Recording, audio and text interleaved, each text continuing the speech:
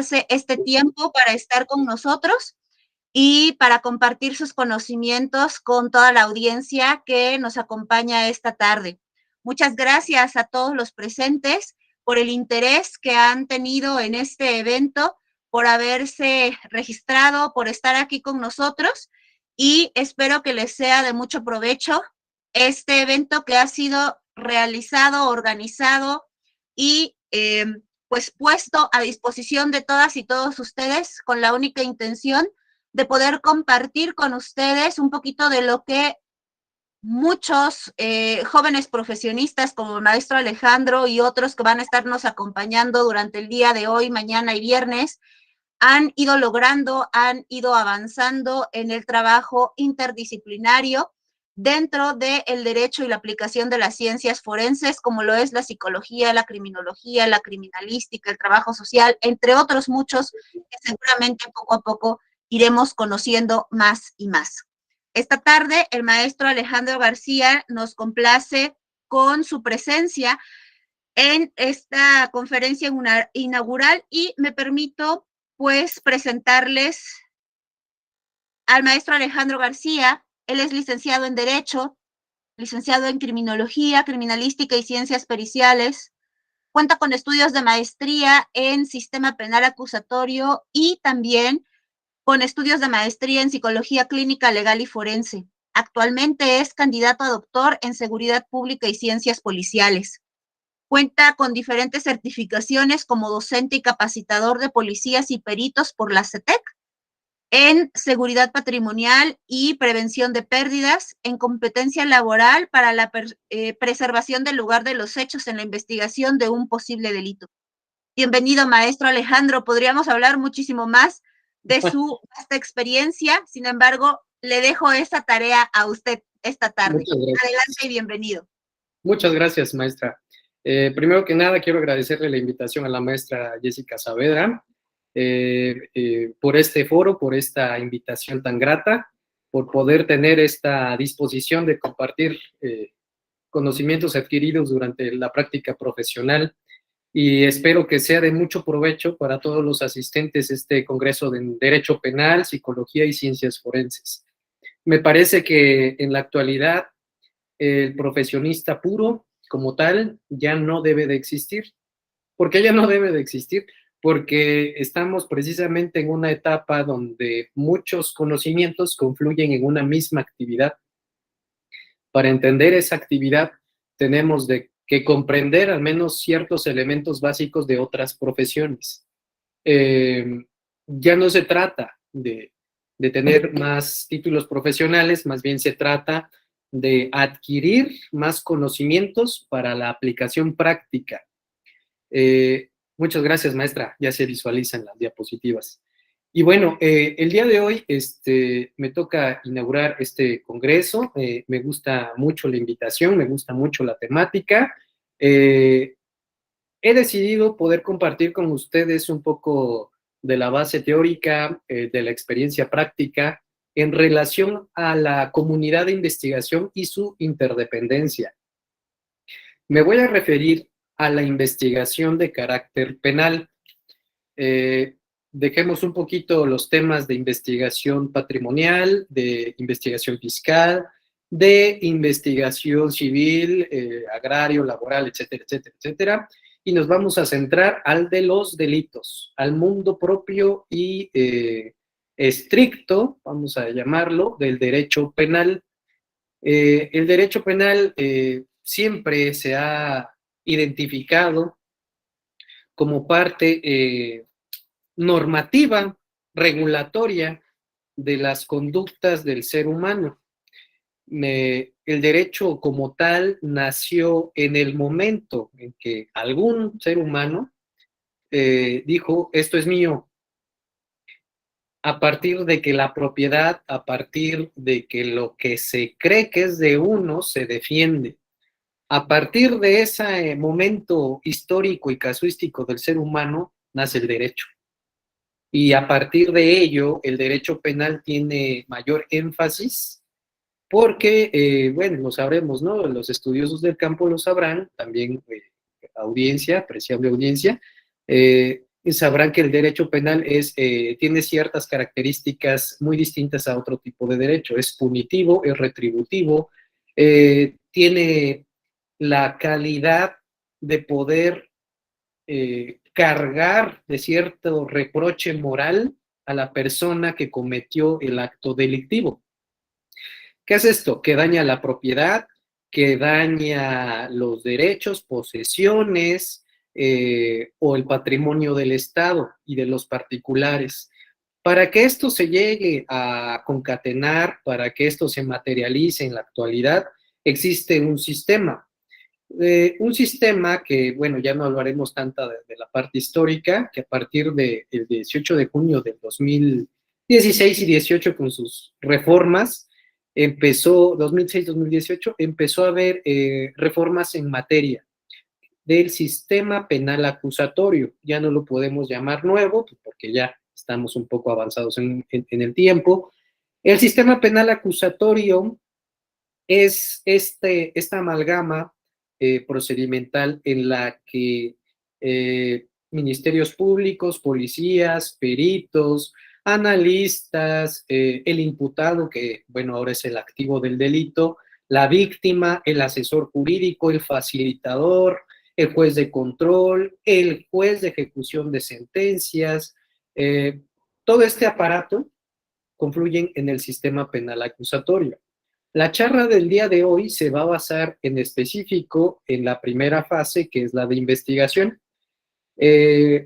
Me atañe mucho hablar de la investigación por la naturaleza del Congreso, que es Derecho Penal, Psicología y Ciencias Forenses.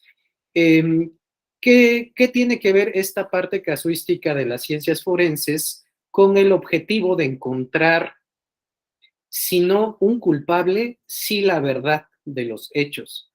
Pues tiene que ver en el apartado fáctico y en el apartado científico.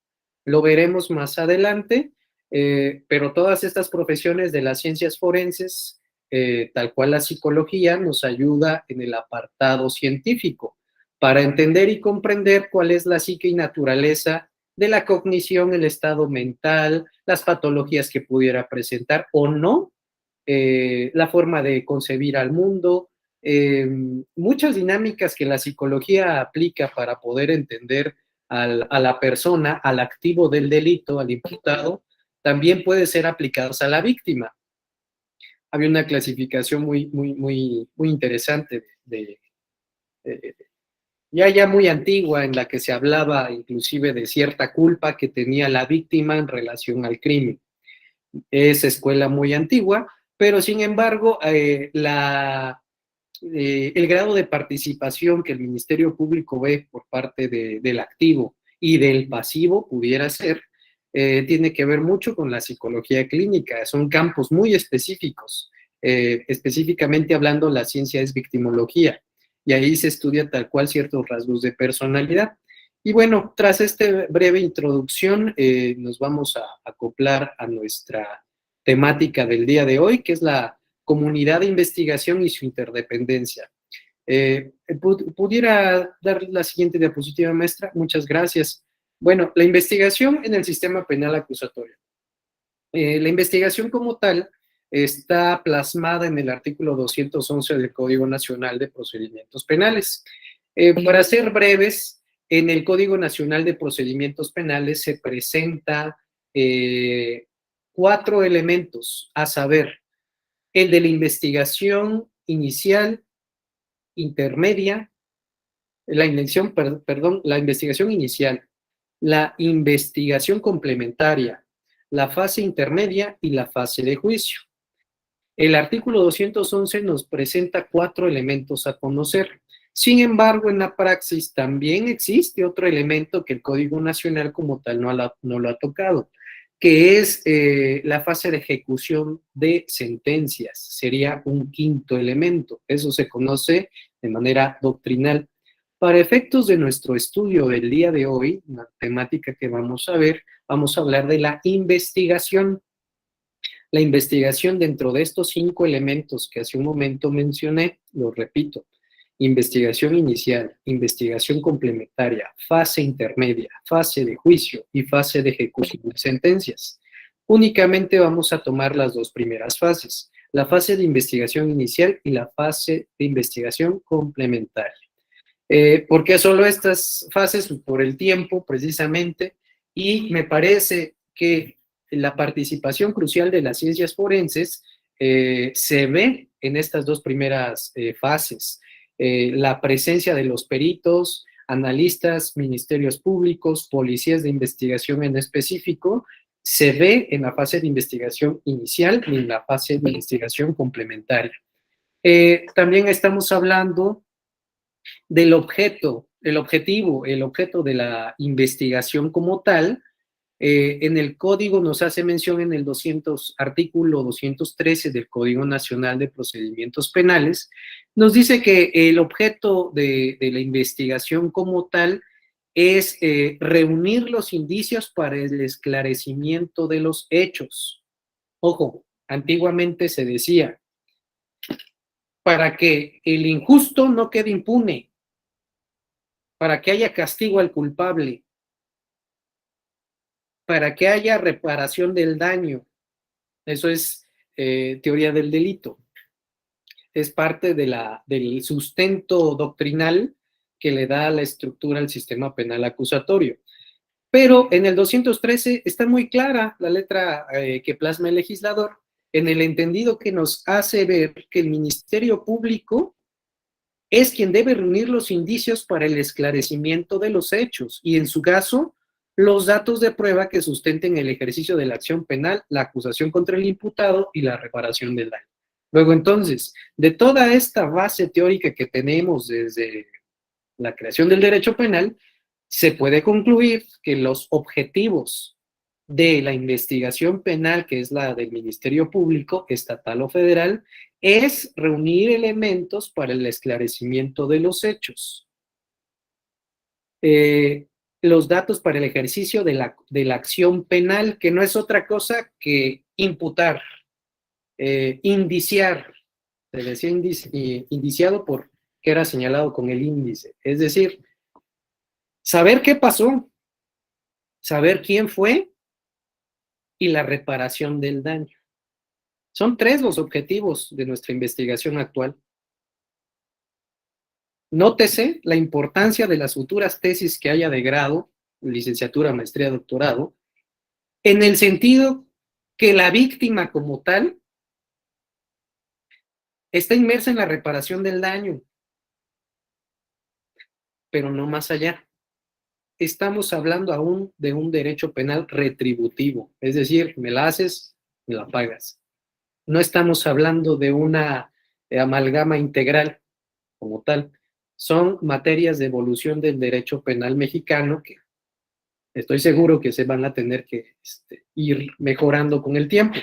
La temática aquí es El 213 les recomiendo que lo vayan ligando al artículo 21 de la Constitución. Siguiente diapositiva, por favor, maestra.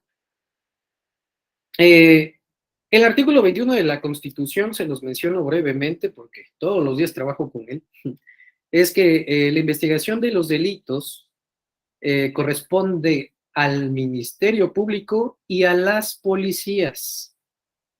Sí, señores, ahora hablamos de las policías. Antiguamente solo era el Ministerio Público, antiguamente, ¿por qué? Porque era el más letrado en aquellas épocas. Ahora, ¿por qué entran las policías? Se habla de las policías en plural, porque el artículo 132 como tal ya nos da ciertas capacidades, ciertos actos de investigación, y los estándares de capacitación para las policías, de cierto tipo de policías, ya están rebasadas con la licenciatura. Ya tenemos policías que tienen maestría, doctorado, estoy dentro del gremio, y les pudiera decir que en otros países la investigación de los delitos no corresponde al área jurídica, sino corresponde al área fáctica, que son los policías. Es decir, ¿quién determina si acusar o no?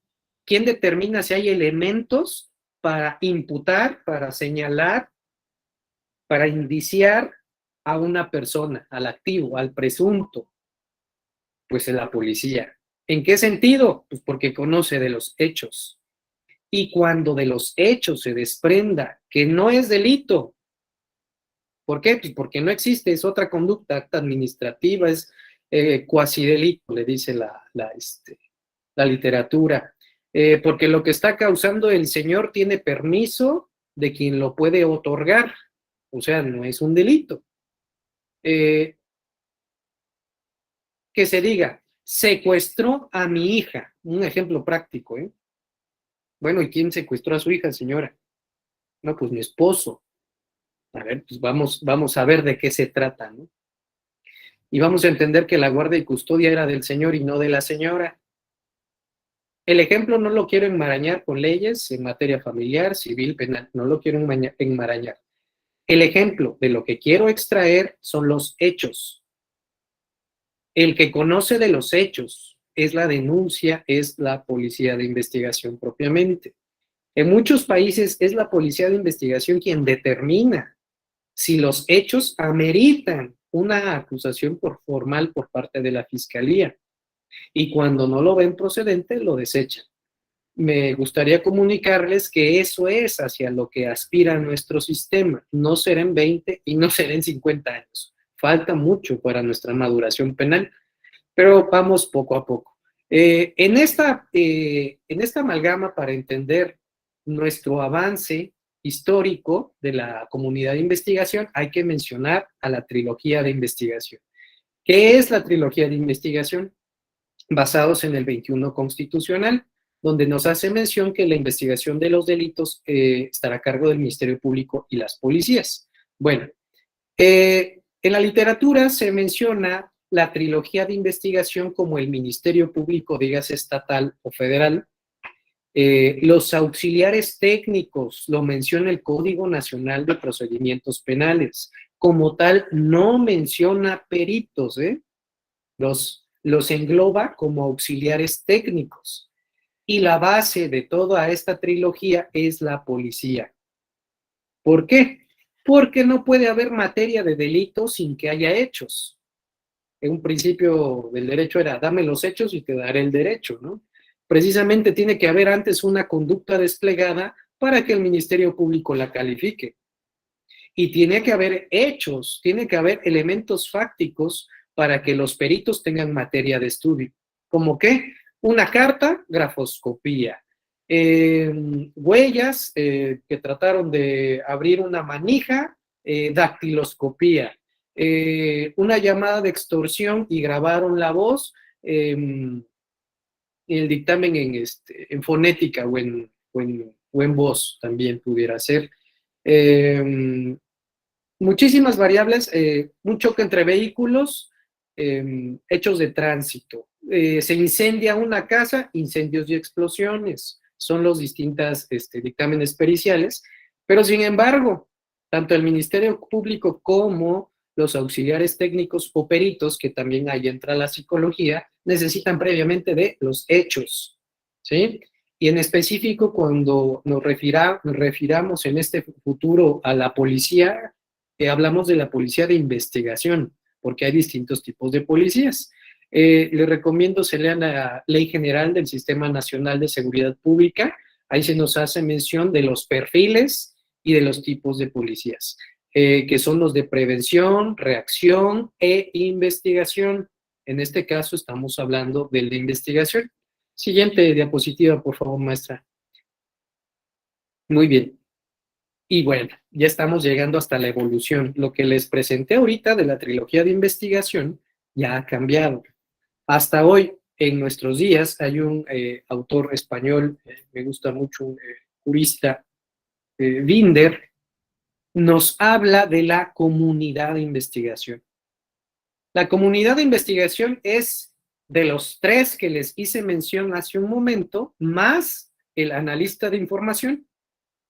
El analista de información, ¿qué tiene que ver? Lo veremos poco a poco, pero el analista de información tiene su reciente reconocimiento y creación a partir de una ley que salió en noviembre, diciembre me parece, de la Fiscalía General de la República.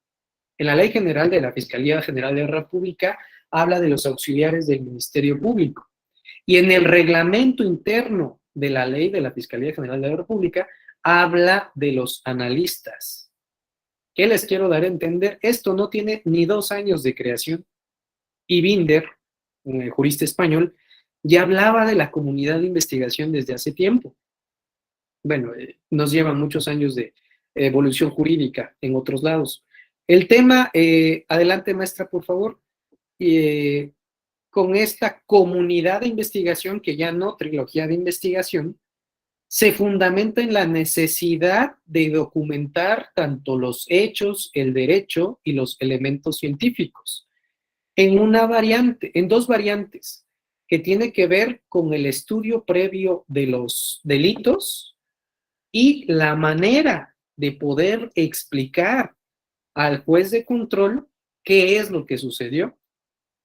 En muchos materiales ustedes van a poder leer dentro del derecho penal, en sistema penal acusatorio, sobre los elementos de convicción, se dice. ¿Cuáles son esos elementos de convicción? ¿O por qué se trata de convencer?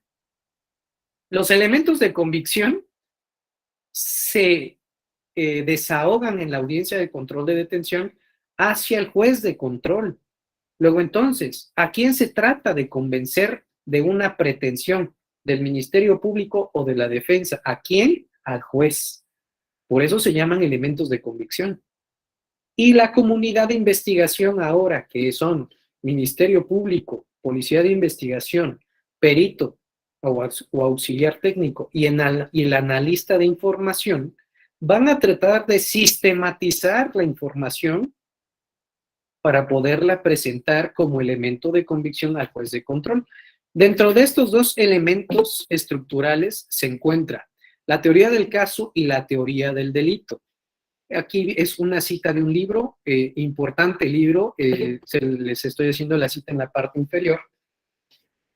A la cita dice: la teoría del caso es un método de trabajo que permite dar un solo sentido o significado a los hechos, normas y material probatorio, debiendo ser elaborado por las partes desde el primer momento en que ha tomado conocimiento de los hechos, y de esta forma transitar por las etapas del proceso penal con una estrategia o plan de trabajo. La segunda parte es la teoría del delito, que es un sistema de hipótesis que exponen, a partir de una determinada tendencia dogmática, cuáles son los elementos que hacen posible o no la aplicación de una consecuencia jurídico-penal a una acción finalista. No vamos a enmarañarnos en la temática, en la conceptualización, pero para un ejemplo muy práctico, les quiero dar una experiencia de su servidor. En algún momento, como policía de investigación, recibí una investigación, ¿no?, que me abocara a investigar ciertos hechos. Lo que se me presenta en el informe policial homologado de la policía preventiva era la puesta a disposición de un arma de fuego, un revólver con 4 cartuchos. ¿Qué elementos tengo fácticos ahí? El arma de fuego y los 4 cartuchos.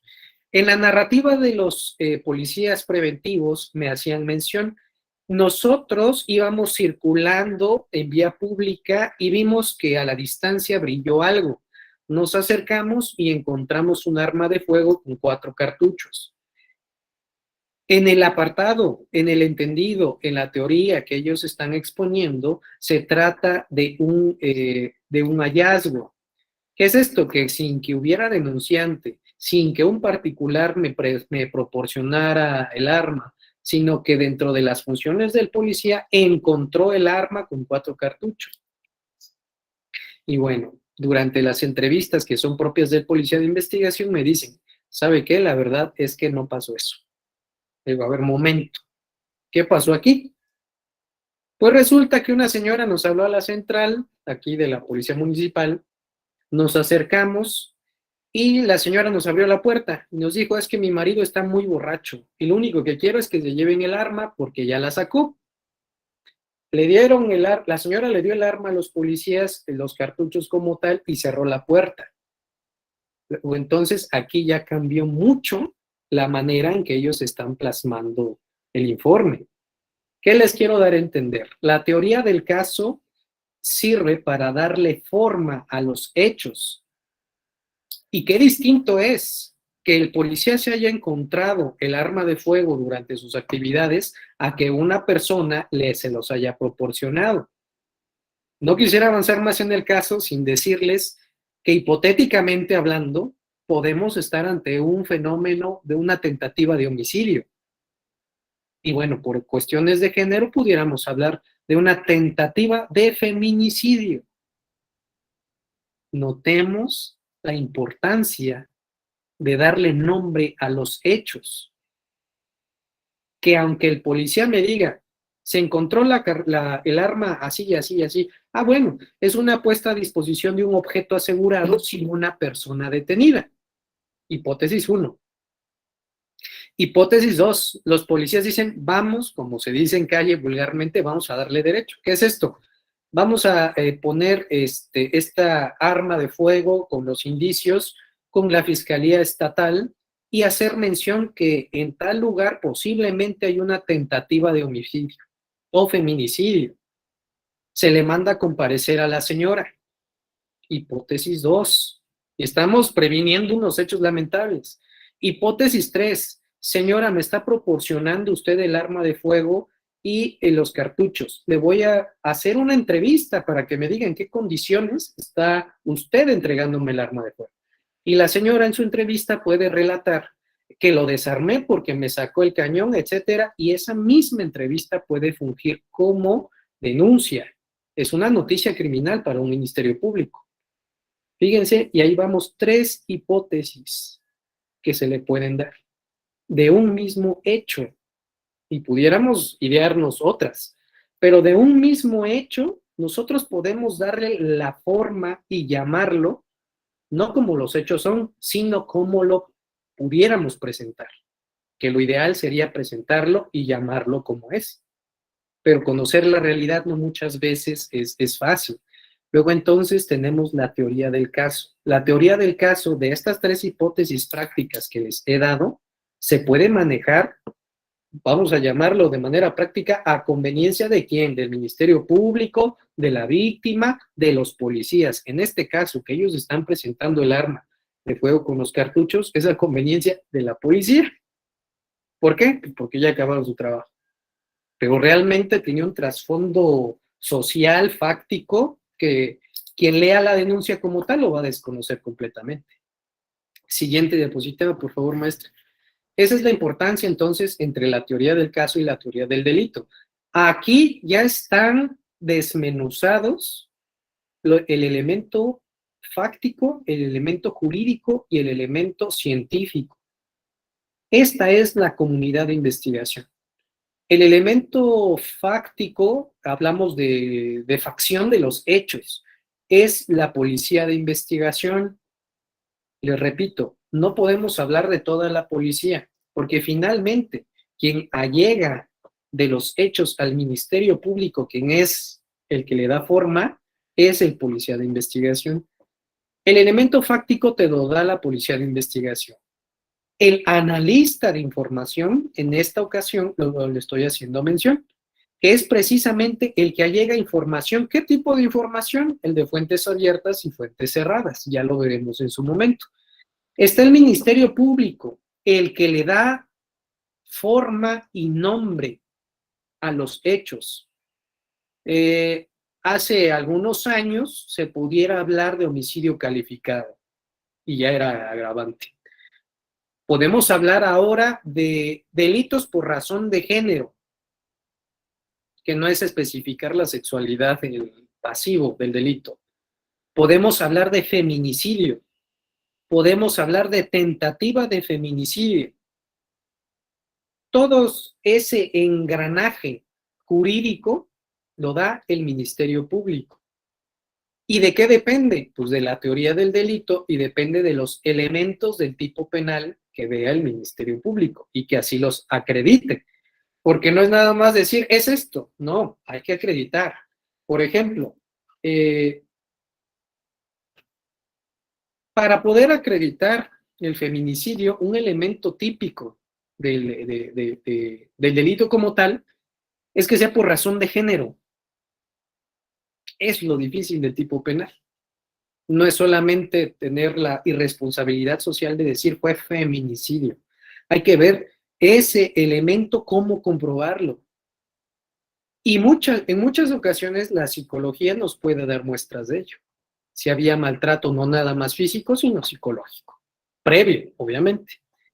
Y finalmente la parte científica, que son los peritos, que con toda esta vasta información que le demos de los hechos, ellos van a tener que hacer su estudio.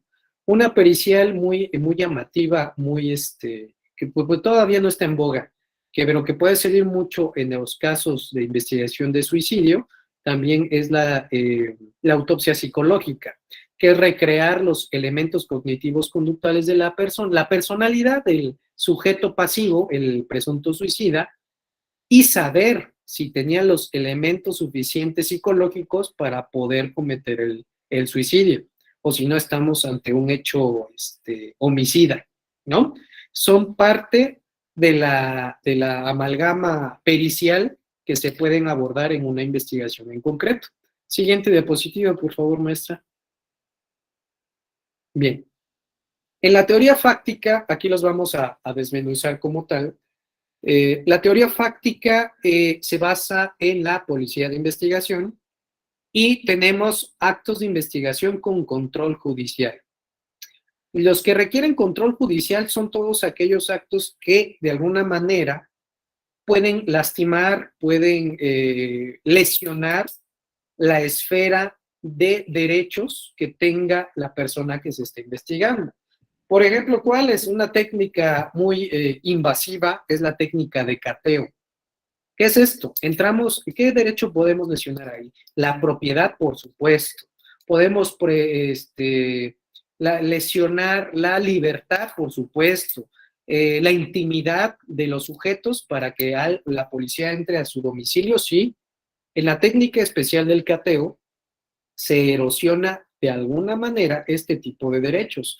Luego, entonces, en la balanza jurídica, en la ponderación de valores que hace el juez de control, tiene que valorar si lo que se pretende obtener de esa técnica vale más que la lesión que se puede ocasionar o el acto de molestia que se puede ocasionar al particular. Aparte de la técnica de cateo, podemos mencionar la intervención de comunicaciones.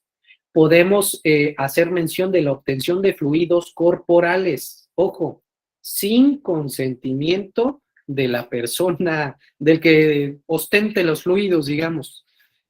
Por eso es una técnica con control judicial, ¿sí? ¿Dónde están materializados este tipo de actos de investigación? En el artículo 252 del Código Nacional de Procedimientos Penales. En el que sigue, los actos de investigación sin control judicial son todos aquellos, en sentido contrario, a contrario sensu, que de alguna manera no lesionan la esfera de derechos que pudiera tener la persona investigada. Como que la inspección, ¿qué es eso de inspección? Es todo aquello que perciban los sentidos, menos el de gusto, ese casi no he visto que alguien lo ejercite. Me refiero a lo que escucho, a lo que veo. Estoy viendo que salen personas de cierto lugar tambaleándose y como un olor fétido se me ocurre, ¿no? O que, como dicen por aquí, que huele a petate quemado. Puede ser marihuana, puede ser cuando huele mucho a cloro, puede ser clorhidrato de cocaína, cuando huele mucho acá la heroína, muchas características que la propia calle te va enseñando de cómo es esa realidad en las inspecciones. En vía pública las inspecciones. Luego entonces vivimos en un régimen como en China, que para tomar una foto en vía pública tenemos que pedirle el permiso a las personas que salen atrás de nosotros. Aquí pues todavía tenemos un sistema democrático, al menos, en el que podemos tomar una foto y que salgan los rostros de las personas sin necesidad de que tengamos los permisos de ellos. Una inspección en vía pública pudiera ser eso. La entrevista, ¿qué es esto? que se le puede tomar una narrativa de los hechos a cualquier persona. ¿Quién es el único obligado a dar entrevistas? Los servidores públicos. Son los únicos que están obligados a dar entrevistas. ¿Quiénes están excusados de dar una entrevista? Los que por su cargo, comisión o sentido profesional no tuvieran obligación de darlos. ¿Qué es esto? Un sacerdote pudiera ser alguien que por su secreto profesional, dígase un abogado, dígase un psicólogo, terapista, que tenga su práctica terapéutica, pudiera ser una mamá, el papá, los hermanos, los hijos de la persona que estamos entrevistando, diga, yo no quiero realizar la entrevista. Y también las personas que tengan conocimiento de un hecho, tienen el deber de proporcionar la entrevista. Pero si las personas dicen, ¿sabe qué? Yo no quiero tener problemas, se puede obtener la información de manera nominal y anónima. ¿Qué es esto? Nominal con nombre y anónima, pues sin que me dé su nombre, sus datos. Lo que nos sirve, recordemos, el objetivo de la teoría fáctica son los hechos, los elementos que podamos probar.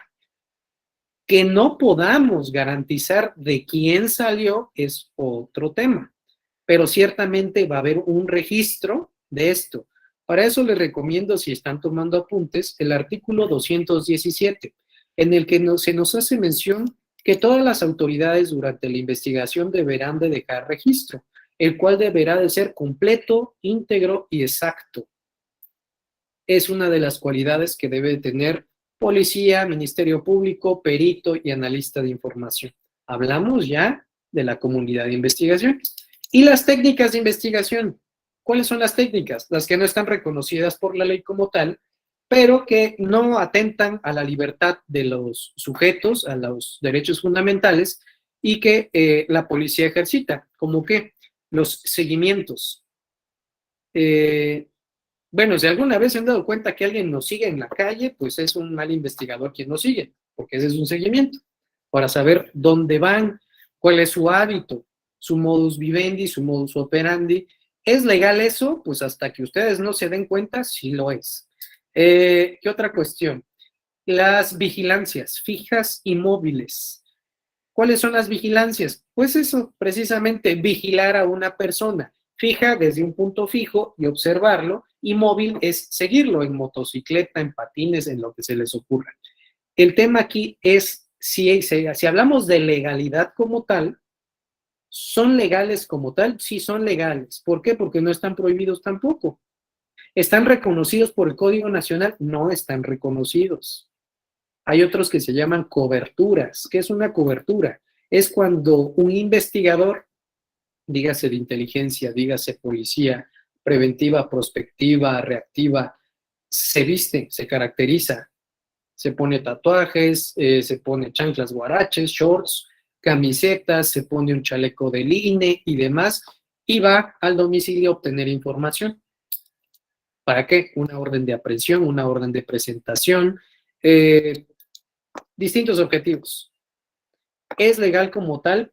Pues mientras no lo descubran, ese es el detalle. El gran hilo delgado que existe entre la investigación. Y bueno, finalmente tenemos esta parte del analista de información, que son los productos de inteligencia. De ellos hablaremos más adelante. Siguiente, por favor, maestra. Con esto estamos hablando de la teoría fáctica. El elemento situacional que es la complejidad que se presenta con la teoría fáctica. Es la comprobación de la legalidad de la detención. ¿Qué es eso?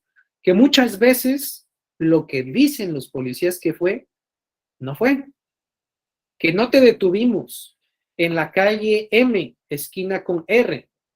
¿Y eso en qué afecta la detención? Afecta en todo, porque para empezar, están mintiendo los policías aprensores. El arraigo domiciliario, familiar y laboral de la persona detenida. ¿Qué nos dice eso del arraigo? El arraigo viene de la locución raíz, es decir, ¿quién tiene raíz? ¿En qué sentido? Laboral y familiarmente hablando. El que no tiene arraigo no tiene empacho en huir de la acción de la justicia. Por eso es importante el acreditar el arraigo. Me parece que por ahí hay un tema político una candidata por ahí del PRD, que no acreditó su arraigo.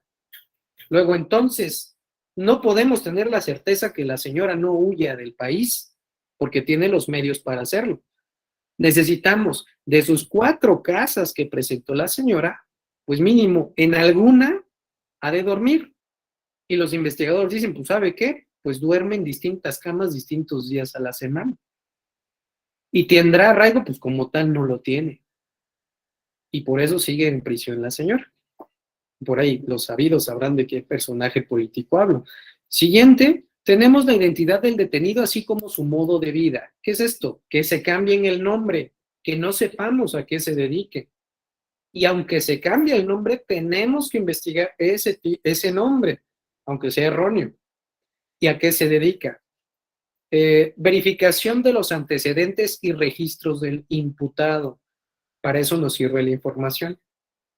Hay 2 tipos de antecedentes, los antecedentes registrales y eh, ¿cómo se llaman estos? Antecedentes penales y antecedentes registrales. Los antecedentes penales es con sentencia, es decir, que previa a la expedición de los antecedentes penales hubo una sentencia acusatoria o liberatoria, existe la sentencia. Y luego entonces hay un antecedente penal. ¿Y cuál es el antecedente registral? Es aquel que se tuvo en calidad de imputado, imputado o víctima. Los testigos como tal no aparecen. Ese es un antecedente registral. Mientras la carta de antecedentes penales muchas veces la expide una Secretaría de Seguridad Pública, hablo a nivel federal, la la constancia registral de antecedentes registrales la expiden las fiscalías. ¿Por qué las fiscalías? Pues porque ellos tienen registros de las investigaciones y ahí pudiera salir. Menudamente la sociedad para la obtención de algún trabajo pide antecedentes penales y qué bueno que no pide los registrales. ¿Por qué qué bueno? Porque si no habría más estigma en relación a las personas que intervinieron en el asunto penal. Siguiente diapositiva, por favor, maestra. Muy bien. Este artículo es muy importante que lo toquemos. Hablamos del peligro de sustracción del imputado, que es precisamente lo que hablábamos.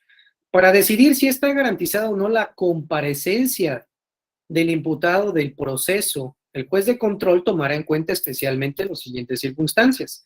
El arraigo que tenga en el lugar donde deba ser juzgado determinado por domicilio, residencia habitual, asiento de la familia y las facilidades para abandonar del lugar o permanecer oculto. La falsedad sobre el domicilio del imputado constituye presunción de riesgo de fuga. Por eso es importante que en los elementos fácticos se investigue si vive donde dice que vive. Y si está mintiendo también, ahí es necesario saberlo. Esto nos habla mucho de la personalidad del imputado como tal. 2. El máximo de la pena en su caso pudiera llegar a imponerse de acuerdo al delito que se trate y la actitud que voluntariamente adopte el imputado ante este. Hay muchas personas que al saberse imputadas de cierto delito, su conducta cambia en el sentido de huir. Hace no mucho tuve un asunto en el que la persona se trató de ahorcar en el área de separos. Es importante saber este tipo de noticias, al menos cómo manejarlas, ¿no? Siguiente diapositiva, por favor, maestra. Y bien, pues es esto realmente. Me voy a ir a las imágenes, pueden checar las diapositivas. Los antecedentes penales y registrales lo hemos hablado. La capacidad que tenga la persona para poder huir del país o del estado en el que se encuentre. Esto es que tenga las posibilidades económicas o que tenga familia en el extranjero, que tenga cierto tipo de entrenamiento, también eso puede facilitar mucho la huida de esta persona. Todo esto va en los elementos fácticos. Siguiente diapositiva, por favor, maestra. Y bien, llegamos a la parte del análisis de información, que sigue siendo elemento fáctico. son las variables del delito, autor y el método de control criminal. Están descritas ahí. Y bueno, ¿por qué hablamos tanto del análisis de información como el cuarto elemento dentro de la comunidad de investigación? Porque la inteligencia, definida de alguna manera, no recuerdo el autor, es la capacidad de adaptarse al cambio. Otra definición es la capacidad de resolver problemas. Otra definición más apegada a la seguridad pública es información elevada a grado de certeza. ¿Qué es eso? Ya no es chisme. Aunque aparezca en Facebook, YouTube, TikTok, etcétera, sigue siendo información. La certeza de esa información se llama inteligencia. Y ese producto, ¿quién nos los da? El analista de información. Vemos la pirámide informacional y estamos viendo claramente que hablamos de datos, información, conocimiento y finalmente inteligencia. La inteligencia es la certeza de quién es el que dijo llamarse Juan Pérez. ¿Y sabe qué? No se llama Juan Pérez, se llama Martín Robles, nació tal fecha, trabaja en tal, vive en tal, se relaciona con tal, su hora de entrada es esta, su hora de salida es esta, y este es su modus vivendi, este es su modus operandi, y con estos se relaciona. Eso es inteligencia. A partir de simples registros dactilares, a partir de un simple nombre, la CURP, el analista de inteligencia nos puede dar esa concatenación, esa certeza, que aunque la persona esté mintiendo, tenemos conocimiento de los hechos. Por eso es tan importante la participación del analista de información, que, bueno, en su etapa madura se le llama analista de inteligencia. Siguiente diapositiva, por favor, maestra. Y para las instituciones tenemos este que es el ciclo de inteligencia. A mano izquierda tenemos la planeación, la recolección, y vaya, todo este ciclo, ahí les va el dato, esta filmina la tomé del antiguo CISEN, ahora es el Centro Nacional de Inteligencia. Ese es el proceso de la información. En algún caso, cuando ya hablamos cerrado la carpeta de investigación fulana de tal, por ahí, dentro de otra carpeta de investigación, obra un número de banco, número de teléfono, nombre de una persona, una calle, etcétera. Algún dato que obra en otra carpeta de investigación. Cuando nosotros mandemos a verificar con el analista de información, tras este proceso nos puede decir, y la persona que estás investigando estuvo relacionada con estos hechos que no son parte de la investigación que llevas, pero que sí sirven como antecedente. ¿Cuáles son las 3 instituciones que han fortalecido sus procesos de inteligencia como tal? Actualmente en el campo como tal, tenemos al Centro Nacional de Planeación, Análisis e Información para el Combate de la Delincuencia, el CENAPI. El CENAPI pertenece a la Fiscalía General de la República a través de un órgano desconcentrado llamado Agencia de Investigación Criminal. Ahí es donde se anida el CENAPI actualmente. Tenemos la tan mentada en este sexenio y pasado la Unidad de Inteligencia Financiera. Es quien ve los dineros de todas las personas en el país. Y finalmente tenemos al Centro Nacional de Inteligencia, que es el nuevo nombre que recibe el CISEN. Anteriormente era nuestro centro de inteligencia. De ahí la importancia de hablar de la tetralogía, de la comunidad de investigación. Siguiente diapositiva, por favor, maestra.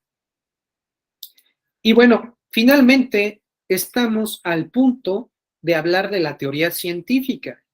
La teoría científica, pues es toda esta base fáctica que ya hemos dotado a los peritos, y bajo estas especialidades podemos nosotros darnos cuenta de un análisis más minucioso que debe tener el indicio. Recordemos que como tal existe el dato de prueba, el indicio, de latín indiciere. ¿Qué es eso? Que indica algo, así de parco, así de seco el concepto, el indicio. Una vez que ese indicio llega a tener un estudio específico, un análisis científico y riguroso con una metodología reconocida, con los elementos de la base científica, que debe ser observable, medible y cuantificable, se procede a dar un resultado, un diagnóstico en relación a ese objeto. Puede ser una huella dactilar, puede ser un celular, puede ser un arma de fuego, un cuchillo, lo que se les ocurre en el mundo material. Con que siga la metodología básica del método científico y las bases que sean observables, medibles y cuantificables, se puede hacer un estudio de ese elemento. Inclusive lo que no es tangible, ¿como qué? Pues la información contenida en una base de datos. ¿Se puede procesar? Por supuesto que sí. ¿Y puede entrar como indicio? Por supuesto que sí. Un elemento, siguiente diapositiva, por favor, maestra. Aquí estamos viendo el catálogo de la Guía de Especialidades Periciales Federales, reconocida por la extinta Procuraduría General de la República. Esa es la liga, si gustan copiarla tal cual, para descargar la guía, es de uso público. Estamos viendo que son 26 especialidades periciales. Si podemos poner atención, podemos ver que en el número 21 se encuentra la psicología forense. Hace mucho tiempo me invitaron por parte de la UNAM y el CECAT a dar una charla en relación a los indicios conductuales dentro de la investigación. ¿Qué es esto? Apenas ayer o hoy, me parece, vi que pusieron una manta en relación con ciertos nombres de investigadores y ministerios públicos relacionados con temas de corrupción. Bueno, esta manta como tal nos puede servir en grafoscopía, quizá, y se me ocurre siendo muy vago en dactiloscopía, y por supuesto que nos sirve la pericial en psicología forense. En este apartado podemos entender, entendiendo el panorama político-social, por eso la psicología forense muchas veces es casuística, es decir, tienes que verlo en el contexto en el que está. Nos pudiera dar miras de qué tipo de personalidad es basado en inferencias, ojo, inferencias de la redacción, ¿no? ¿Qué me pudiera dar a entender? Pues no sabe redactar bien, pues una persona resentida, etcétera, etcétera. Elementos conductuales que son especulativos, por supuesto que lo son, pero nos dan miras y nos abren el panorama a lo que pudiera ser quien escribió esas mantas. Bueno, le llaman algunos narcomantas, ¿no? Todos los elementos conductuales que pudieran servir, evidencia conductual, por supuesto, que nos pudieran servir para intervenir y conocer sobre los hechos. Siguiente diapositiva, por favor, maestra. Bien, y tenemos, maestra, me indica sobre el tiempo, como me indique usted. Bien. La Vamos bien, anterior. maestro. No sé. Bien, entonces, las anteriores, por favor. Muy bien. ¿Era anterior la diapositiva? Ahí, muchas gracias. Y bueno, ya estamos en la última parte de la teoría fáctica, la teoría científica y la teoría jurídica. Finalmente, la teoría jurídica, el producto que nos va a dar el Ministerio Público Federal es la forma. Recordemos el ejemplo que les mencioné hace un momento, pues depende cómo lo llames. Los hechos son una cosa, pero el derecho lo puedes clasificar y dependiendo de las características del hecho. Los elementos, los productos que nos arroja finalmente la teoría jurídica es la facultad de abstener. Hablamos de la investigación, porque nos podemos ir a la etapa intermedia y a la etapa de juicio, que son otras cosas. Hablamos específicamente de la etapa de investigación. El producto es la facultad de abstención, la reserva o archivo temporal, los criterios de oportunidad y el no ejercicio de la acción penal. Son 4 los elementos que podemos tener como producto por parte del Ministerio Público Estatal Federal. Estas autoridades como tal tienen por obligación constitucional la facultad, la potestad, el derecho, la obligación de recabar la suficiente información y dar un resultado basado en la teoría del caso, que ya les hice mención hace un momento y refrescando que la teoría del caso es el nombre, en la manera en que aborda la defensa o el Ministerio Público aborda el caso. La facultad de abstención. Cuando el Ministerio Público se percate que los hechos que se están denunciando o que tiene conocimiento a través de un parte informativo, una entrevista, una declaración, una denuncia anónima, noticia criminal o como le dice la literatura, noticia criminal, se da cuenta que los hechos no son constitutivos de delito, o al menos no de su fuero. En el entendido teórico, ¿tendría que recibir la denuncia? Sí. ¿Tendría que calificarla? Sí. ¿Basado en qué? En la teoría del delito. Hay que desmenuzar la conducta, hay que ver de qué se trata. Y si dice, a ver, por ejemplo, me están presentando la policía municipal un arma de fuego y yo soy Ministerio Público estatal. ¿Y qué más me presenta? Pues unos cartuchos. Bueno, ¿esto es constitutivo de delito? Pues sí. ¿Le toca a mi fuero, es decir, a mi capacidad? Pues no, pues está el fuero federal. Luego entonces que se vaya al fuero federal, pero previamente sí recepciono la denuncia y consigno toda esta información al fuero federal. O de manera contraria, que una persona llegue a denunciar el robo a su casa, pero al Ministerio Público Federal. El Ministerio Público Federal puede decir, esto se trata de un asunto de materia estatal. Tiene la obligación de recibir la información, por supuesto, y posteriormente hará un desglose. Esos son los casos en que como tal hay una facultad de abstención de ese mismo Ministerio Público, o cuando se trate de una conducta que no sea un delito como tal. La reserva o archivo temporal, y ese es como de los más socorridos por los investigadores. La reserva o el archivo temporal es el resultado en el que el Ministerio Público encuentra algún impedimento. Pudiera ser invencible temporal, es decir, que durante ese tiempo el pueblo esté tomado, las oficinas estén tomadas y o falte algún tipo de, de facilidad para que se obtenga la información. Es decir, lo ponemos en pausa. Y ese tipo de investigación se pausa hasta que ese obstáculo que se presentó en aquel momento se venza. Y si no se vence, es el problema de las investigaciones archivadas. Puede fenecer. Es de los peligros del archivo temporal. Por eso es necesario dotar un dato de prueba, un nuevo nombre, otra línea de investigación para que el Ministerio Público pueda seguir investigando en ese sentido. Los criterios de oportunidad, pues precisamente son todos aquellos que se les puede dar la facilidad al imputado para poder cumplir con la reparación del daño y que tenga esa, digamos, esa presteza de cumplir con sus obligaciones de carácter penal. Prisión domiciliaria pudiera ser parte de un criterio de oportunidad. Pudiera ser que aunque te encuentro vinculado a proceso, estoy solicitando que te presentes a firmar cada cierto tiempo, es un criterio de oportunidad. Y el no ejercicio de la acción penal. ¿Qué quiere decir esto?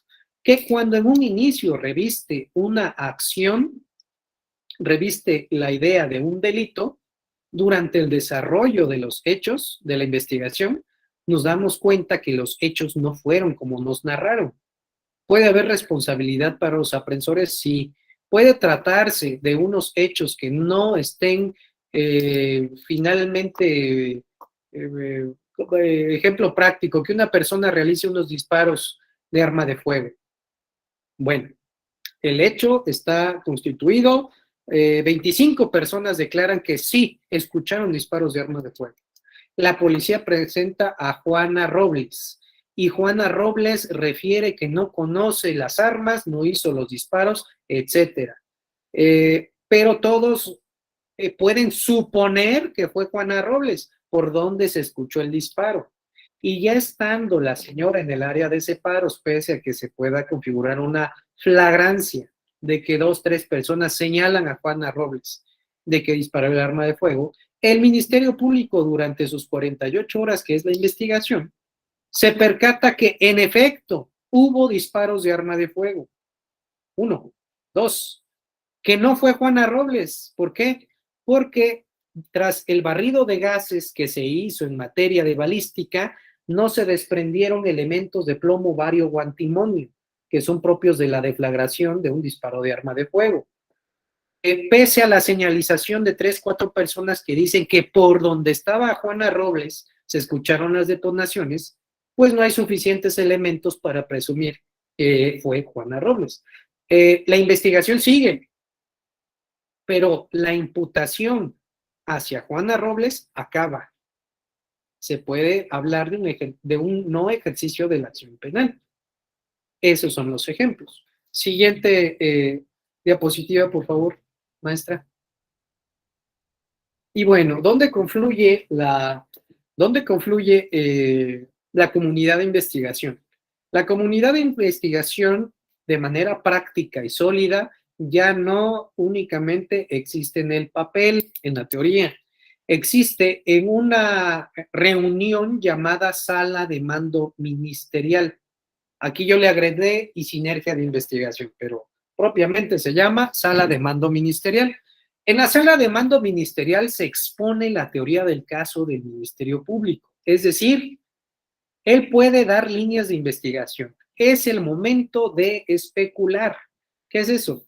Que diga el Ministerio Público Estatal Federal, yo creo que por las declaraciones pasó esto. O puede ser que haya pasado esto. Y por ahí sale el analista de información, o por ahí sale el perito, o sale el policía. ¿Sabe que yo tengo una entrevista donde me dicen que fue otra cosa? Y el analista dice, tenemos información que ahí hay un grupo delictivo que opera de esta manera y se parece mucho al que usted está diciendo. Ah, bueno, tenemos una tercera, cuarta línea de investigación. La sala de mando ministerial es donde confluye el analista, el perito, el Ministerio Público y el policía de investigación. ¿Y quién supervisa estas actividades? Pues el fiscal supervisor o el Ministerio Público que está arriba del que lleva el caso. Esta sinergia, este intercambio de información es propositivo, como las tesis. Tienen que aportar información en el sentido que si encontramos algún elemento negativo durante la investigación, es hacerlo ver en ese momento. ¿Qué es esto? Nos está falseando información sobre su domicilio, nos está falseando información en relación a quién es él, a dónde trabaja, etcétera. O si desde la denuncia se viene mal integrados los hechos. También es motivo de sala de mando ministerial. Para ejecutar un acto de investigación que requiere control judicial, como es una técnica de cateo, una intervención de comunicaciones, ¿se requiere sala de mando ministerial? Por supuesto. Hay que saber los objetivos, hay que saber en qué tiempo vamos a enterarnos de cierta información y hay que saber sobre qué información vamos a obtener ese tipo de escucha o en específico en el cateo sobre qué tipo de elemento de delito vamos a ir y qué es lo que posiblemente encontremos en el lugar al ingresar. Siguiente diapositiva, por favor, maestra. Y bueno, en la parte de abajo de este escudo ya es Fiscalía General de la República, ya no es Procuraduría.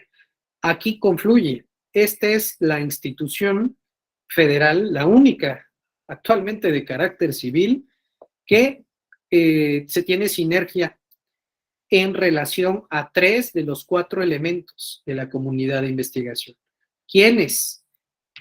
Número 1, el Centro Nacional de Planeación, Análisis e Información para el Combate a la Delincuencia, CENAPI. Inteligencia, información, son ellos. La Policía Federal Ministerial, que son los hechos, los investigadores propiamente. Y la Coordinación General de Servicios Periciales. Acabamos de ver su catálogo de 26 especialidades. Esta es la institución entonces, la Agencia de Investigación Criminal, Por eso son las 3 estrellas negras que tienen en la parte de arriba, donde confluyen inteligencia, elementos fácticos y elementos científicos. Ahí nos hace falta el elemento jurídico, pero eso es propio de la Fiscalía General de la República.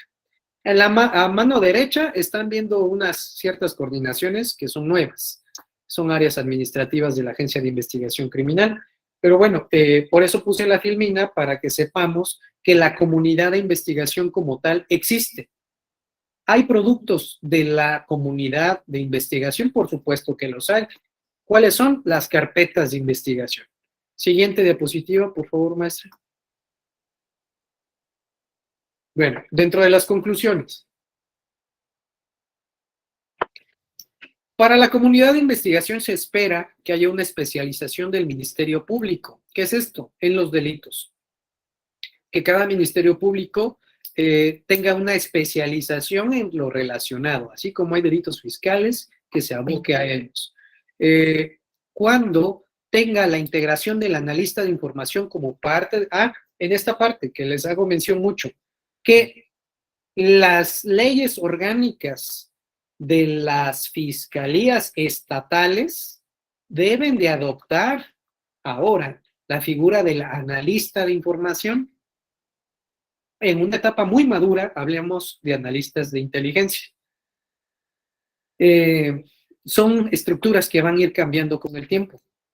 La independencia de la policía de investigación. Se han visto que luego en las partes estatales dice AIC, Agencia de Investigación Criminal, o hay algunos que dicen PDI, Policía de Investigación. Ese apartado, ese rubro como tal es correcto. ¿Por qué? Ya no hay de manera fáctica una policía que le sirva al Ministerio Público. ¿Por qué ya no hay? Porque ya no vamos como policías de investigación a obtener información a la línea de investigación que te dice el Ministerio Público.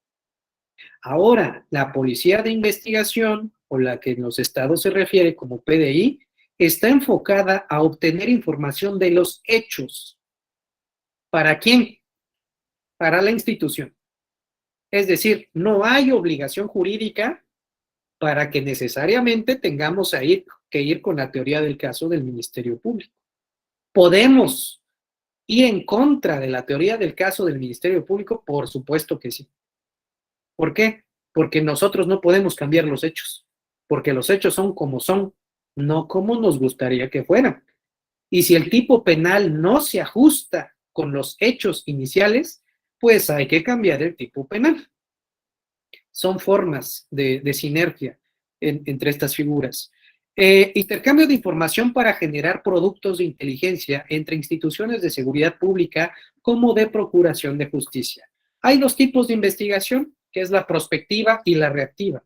La prospectiva es la hecha por los policías preventivos, que también hay de investigación. ¿En qué consiste? En investigar antes de que sucedan los hechos. Esa es la investigación prospectiva. La investigación retrospectiva es aquella en la que se investiga ya que los hechos sucedieron. La temática y el gran reto de la comunidad de investigación es poder intercambiar información. Tanto los que tienen información de eventos que posiblemente van a suceder, tanto los que tenemos información de los eventos que ya sucedieron. Intercambiar ese tipo de información en términos políticos, en términos regulatorios, jurídicos, operacionales y de voluntad, sobre todo, es un gran reto para las instituciones. Y finalmente tenemos la reducción de incidencia delictiva a través de productos de investigación. Hablamos que debemos tener una sociedad en la que todos podamos convivir, pero basados en la investigación de delitos, ya no en el músculo, ya no en la fuerza, ya no en la violencia de los elementos, sino hablamos de una cultura de prevención y de investigación. Su servidor ha tenido el gusto de participar en cateos, en abordar embarcaciones, en ir en aviones, donde se hacen aseguramientos, detenciones y demás sin realizar un solo disparo. ¿Qué les quiero dar a entender? Cuando hay inteligencia, cuando hay investigación, las cosas se hacen bien y de manera profesional. No hay necesidad de pues como las películas, ¿no? Entrar pateando la puerta, asustar a todos y cachetear al perro y esas cosas, eso ya acabó. Realmente la investigación es el futuro de la seguridad pública y procuración de justicia como tal, y parte de ello son los peritos, ministerios públicos, policías de investigación y analistas. La última diapositiva, por favor, maestra. Bien, pues ese es mi nombre, son mis datos de contacto, ese es mi correo electrónico, y bueno, no sé, maestra, si hay tiempo para un par de preguntas que quisieran hacer. Claro que sí, maestro. Si hay alguien que tenga alguna pregunta, algún comentario que quiera realizarle al maestro Alejandro, por favor, puede abrir su micrófono o escribirla por el chat y yo daré lectura a sus comentarios y preguntas.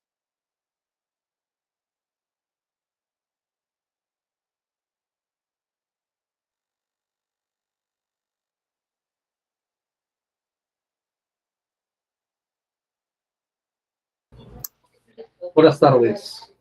Israel Velázquez de Hermosillo, Sonora. Maestro, Hola. buenas tardes. Agradezco tu tiempo y el compartir tu conocimiento y sobre todo la experiencia que has vivido. Me encantó tu charla. Definitivamente es el mundo del deber ser. Así deberíamos de trabajar. Así se debería de trabajar en el engranaje del nuevo sistema. Sin embargo, pues bueno, ojalá, no sé en qué entidad te encuentres tú, pero por lo pronto aquí en Sonora, eso es el mapa del deber ser nada más. El mundo del ser, seguimos anclados en todos los engranajes, judicial, de investigación, policial, seguimos engranados al sistema que teníamos anteriormente, ¿no? Pero pues bueno, de verdad, felicidades y me encantó tu charla, maestro.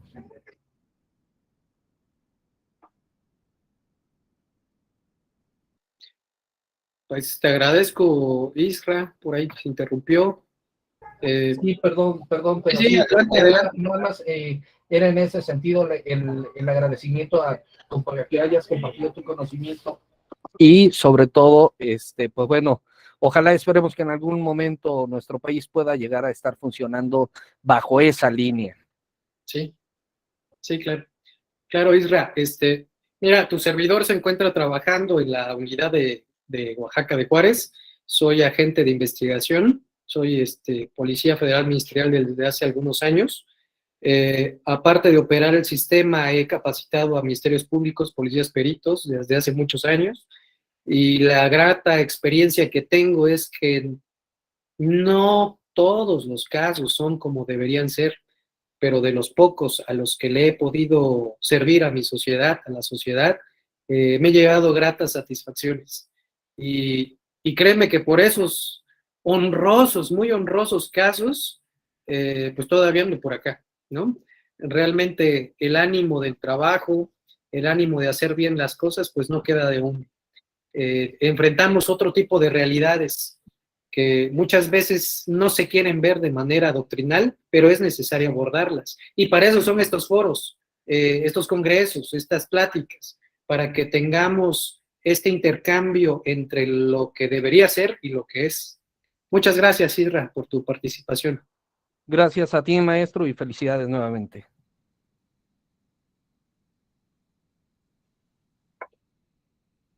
¿Algún otro comentario, alguna pregunta? Mientras se anima alguien a abrir su micrófono. Maestro, te leo aquí a Armando Martínez Rodríguez. Dice, saludos desde Valle de Chalco. Muchas gracias por su ponencia y los ejemplos prácticos. Guadalupe Gómez, gracias.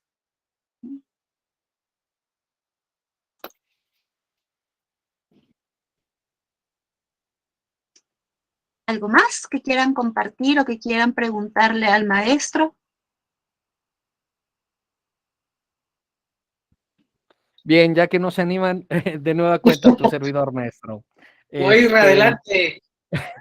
El perfil de analista que están utilizando, ¿cuál es? Porque aquí en realidad no están desempeñando las funciones porque la mayoría de los analistas que están vamos, adscribiendo a la fiscalía,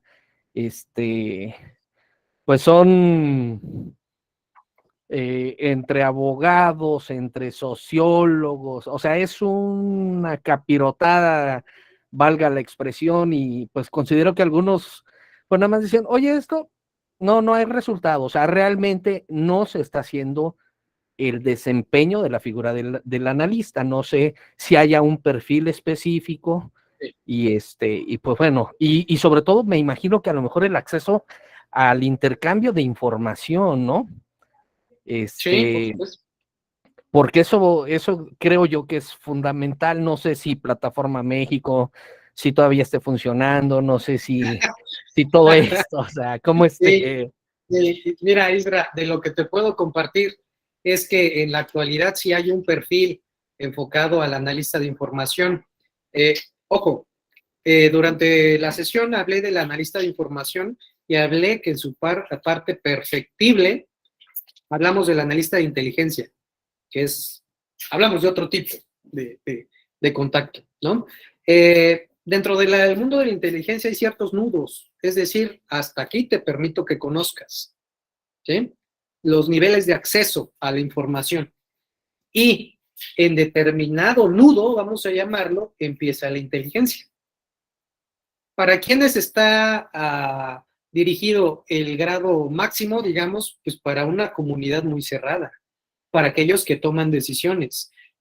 Hablamos nivel ejecutivo, federal, hablamos por ahí chécate un tema muy interesante, la Agenda Nacional de Riesgos, que no nada más habla de temblores, cambio climático y este caos de la política económica, sino habla de delincuencia organizada, habla de terrorismo, habla de ciertos focos sociales de pedofilia, trata de personas, órganos, o sea, cosas que uno ni siquiera se imagina hay en la Agenda Nacional de Riesgos. ¿Y quién tiene acceso a ese tipo de información? Los analistas de inteligencia. Entonces, hablamos de un nudo muy alto. En el entendido de los analistas de información, ¿por qué de chile, mole y pozole? Porque se ocupa gente que procese y filtre la información. Vimos hace rato la pirámide de la información, un dato, la información como tal, inclusive por ahí pudiera haber otro elemento que se llamara chisme, ¿no? Y de ese chisme hay que hacer un filtro, y para que se haga ese filtro se ocupan personas. Y no importando la profesión, se ocupa la capacidad de abstracción, se ocupa la gran tolerancia a la frustración, se ocupa la capacidad de demora, son elementos psicológicos que podemos encontrar en cualquier profesión. Por eso, de chile, mole y pozole. Lo que importa realmente es que tengan los elementos cognitivos suficientes para ser discretos y obtener ese tipo, y procesar ese tipo de información. Esa es la respuesta que yo te pudiera dar, que por qué contratan así de chile, mole y pozole. Pues eso, porque los niveles que van a manejar de información son muy básicos. Okay. Aunque dentro de ellos por ahí se va a encontrar alguna minita, y esa minita va a llegar hasta el elemento de inteligencia, hasta la certeza, vaya, de ese tipo de información. El perfil como tal es ese, que tengan las capacidades cognitivas para el trabajo. En relación a la profesión, es indistinto. Y se supone que quien pasó por la licenciatura sabe hacer un ensayo, sabe hacer un reporte, tiene capacidad de abstracción, sabe leer correctamente, y por ahí los avesados saben hacer tesis. ¿Qué es eso? Una investigación. Y lo que hablamos hace un momento, que tenga los elementos observable, medible y cuantificable, los elementos objetivos de la ciencia. Si pasaste por una ingeniería, una licenciatura y supiste hacer investigación, vas a ser un buen analista. Okay. Ese es el dato que pudiera quedar momentáneamente. Gracias, maestro. Isra, un abrazo. Gracias, maestro, también aquí. Catalina Latorre nos dice muchas gracias desde Chile. Saludos a todos. Muchas gracias, Catalina. Y bueno, si no hay más preguntas y más comentarios, voy a proyectarles este reconocimiento que tenemos preparado para el maestro Alejandro. Y voy a dar lectura al mismo. El Centro Interdisciplinario de Estudios en Derecho y Psicología de Oaxaca, SC, otorga el presente reconocimiento al maestro Edgar Alejandro García Martínez por su participación como conferencista en el primer Congreso Interdisciplinario en Derecho Penal, Psicología y Ciencias Forenses, con la conferencia magistral La Comunidad de Investigación y su Interdependencia. Oaxaca de Juárez, Oaxaca, a 28 de septiembre de 2022.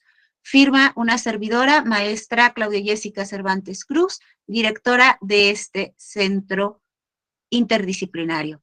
Maestro Alejandro, muchísimas gracias. Le voy a hacer llegar más adelante su reconocimiento y le agradezco mucho su participación, su tiempo y el compartir su experiencia y su conocimiento con todos nosotros esta tarde.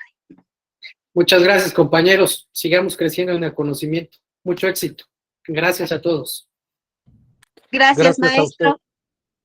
Muchas gracias a todos los presentes. Vamos a tener 5 minutitos en la transferencia de una sala a otra. Todos ustedes ya tienen sus diferentes datos de acceso para las conferencias simultáneas que empiezan a las 18:30 horas, tiempo de la Ciudad de México. Y en un momentito más nos encontramos en alguna de esas salas. Vamos a dar por terminada y cerrar esta sala para poder dirigirnos al resto de los espacios. Muy buena tarde.